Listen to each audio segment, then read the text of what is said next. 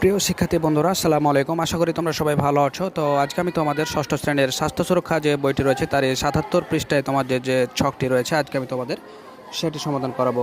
তো দেখতে পাচ্ছ এখানে তারা বলেছে যে বাহ্যিক শারীরিক বৈশিষ্ট্য এবং অভ্যন্তরীণ মানসিক বৈশিষ্ট্য। তো ওপরে তোমাদের যে কথাগুলো দেওয়া রয়েছে যে উদার, বলিষ্ঠ, জেদি, আন্তরিক, তো এগুলো আসলে কোনগুলো শারীরিক বৈশিষ্ট্য এবং কোনগুলো মানসিক বৈশিষ্ট্য সেগুলো দিয়ে আসলে ছকটি পূরণ করতে হবে।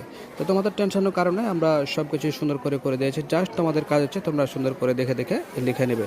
তো চলো যায় আর কথা না বলে আমরা ছকটি সমাধান করি।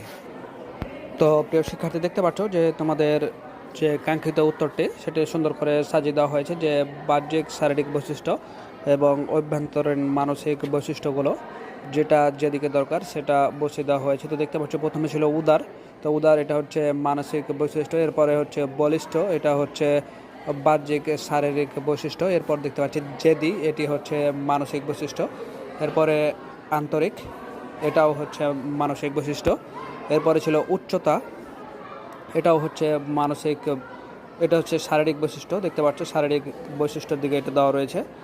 এরপরে দেখতে পাচ্ছ লাজুক, এটা মানসিক বৈশিষ্ট্য, চিন্তাশীল, এটাও মানসিক বৈশিষ্ট্য, দয়ালু, এটাও মানসিক বৈশিষ্ট্য, স্বার্থপর, এটাও মানসিক বৈশিষ্ট্য, এরপরে পরোপকারী, এটাও মানসিক বৈশিষ্ট্য।